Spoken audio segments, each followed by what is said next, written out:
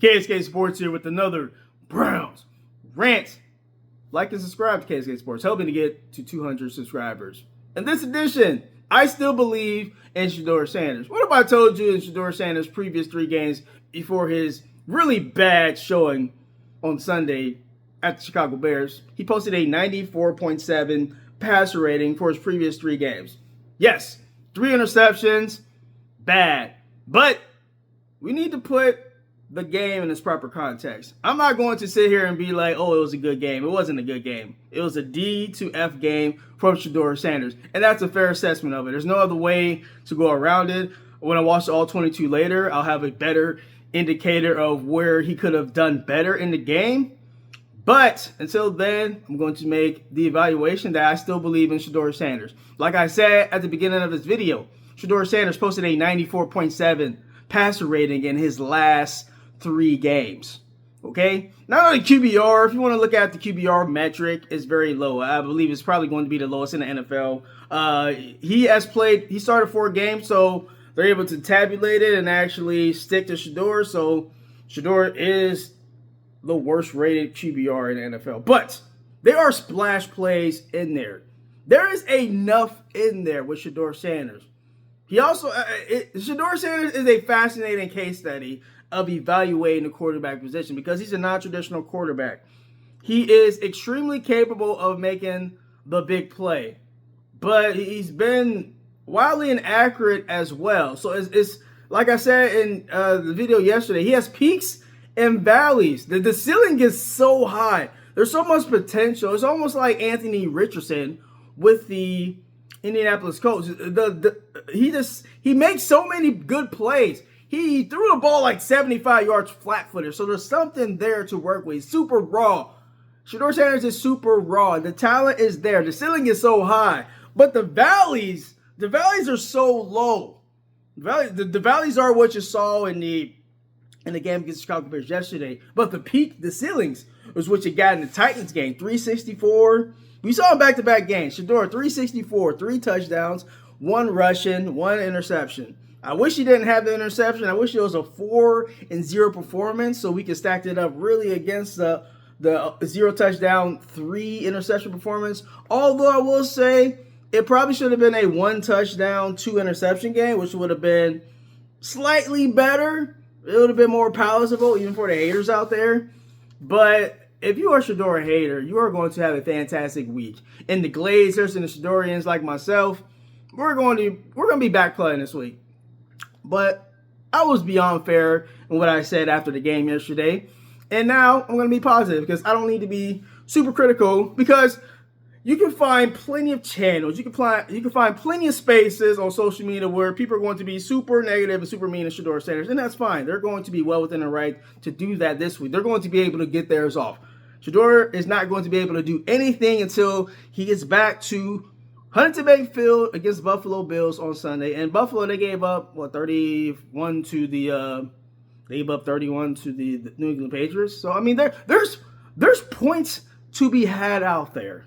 Okay, for Shedeur. Shedeur got 3 games against 3 really good quarterbacks. Joe Burrow, the last game against Cincinnati on the road. Then you got 2 at home between Josh Allen and Aaron Rodgers.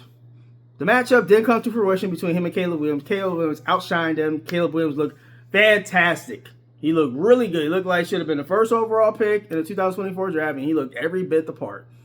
But because he has a solid team around him, and he has a head coach that believes in him. Something that Shedeur does not have in Cleveland yet. But no weapons, 32nd ranked offensive line, 32nd ranked wide receiver core according to PFF. Yeah, I'm still high on Shedeur. I still believe in Shedeur.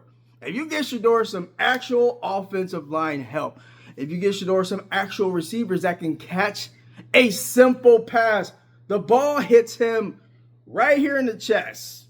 Catch it with your hands, damn it. I know it's cold. Catch it with your hands. Strong-handed. Strong-hand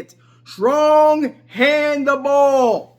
Strong-hand the ball, Jerry Jeudy. You're a bum. You're an effing bum, Jerry Jeudy. You're an effing bum. It's just simple as day. I still believe in Shedeur. The game was not good from Shedeur.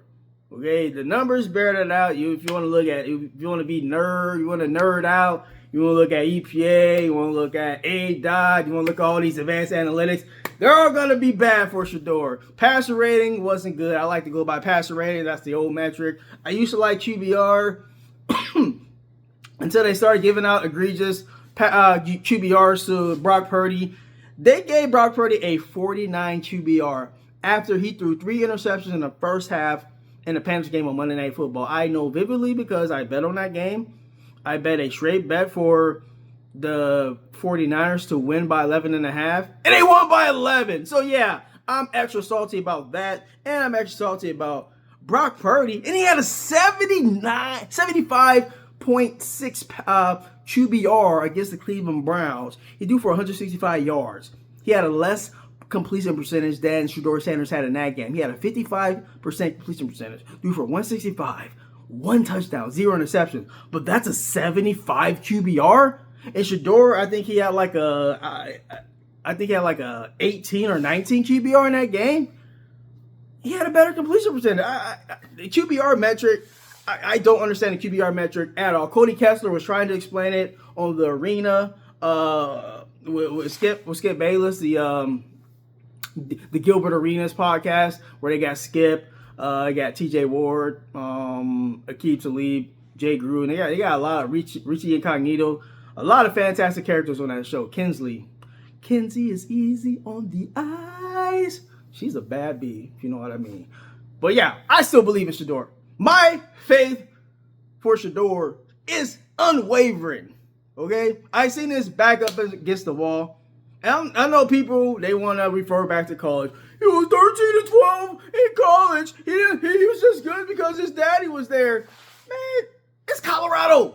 It's the Cleveland Browns. If you are assessing Shedeur Sanders by playing football at Colorado, a bottom-feeding college program, and then the Cleveland Browns, a bottom-feeding organization in the NFL, that is not fair at all.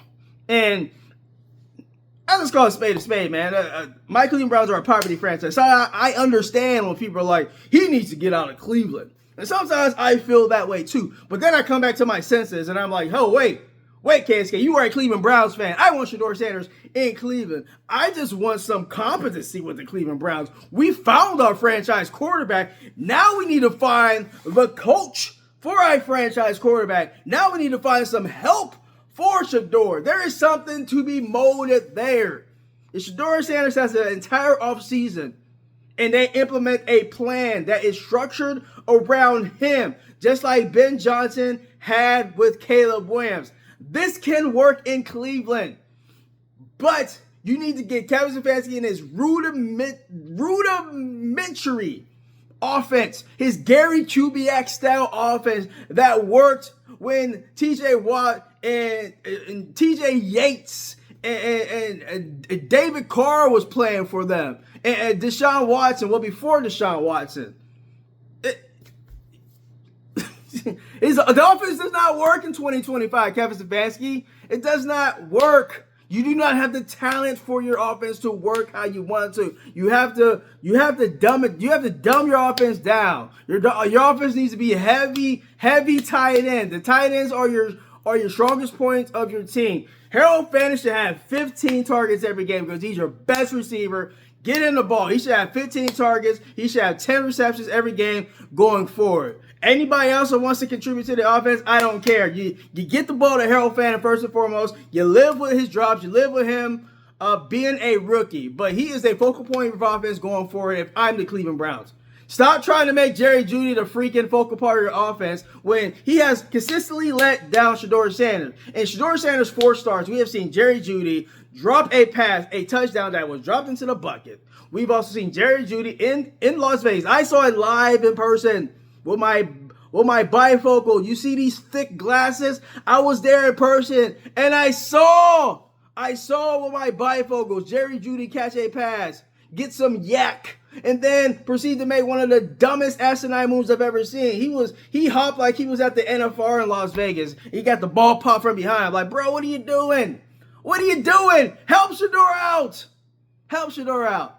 I still have faith in Shedeur. I still believe in Shedeur because there's something in there to be molded. Yes, it did not look good yesterday. Yes, he had an F game yesterday. That's fine. You're a rookie quarterback. You're gonna have good games, you're gonna have bad games. I want people who crush Shedeur just be like, all right, he had a bad game. You can be super critical of him. But please add the caveat that Cam Ward has had bad games this year. Please add the caveat that Jackson Dart has had bad games this year. Please add the caveat that Dylan Gabriel has had bad games this year. Add the caveat that Tyler Shook has had bad games this year. Please add that caveat that other rookie quarterbacks have had bad games. I don't need y'all just piling on Shedeur just because it gets you clicks. I don't need y'all piling on Shedeur without saying, hey, these guys have played bad as well, because they're rookies and you're going to have a bad game as a rookie. And that's fine. We cannot crush this guy for having a bad game as a rookie and his fourth start in the NFL. Just like everybody didn't want to praise him for having a 364-yard game. Y'all didn't want to crown his ass yet.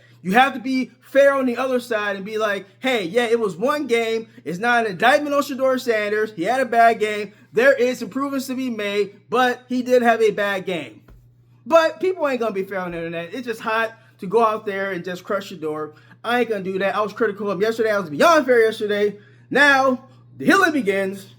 I'm still Team Shedeur. I'm still Shedeur and over here at KSK Sports. And I still believe in Shedeur Sanders. All right, KSK rolling out. If you liked what you saw, like and subscribe.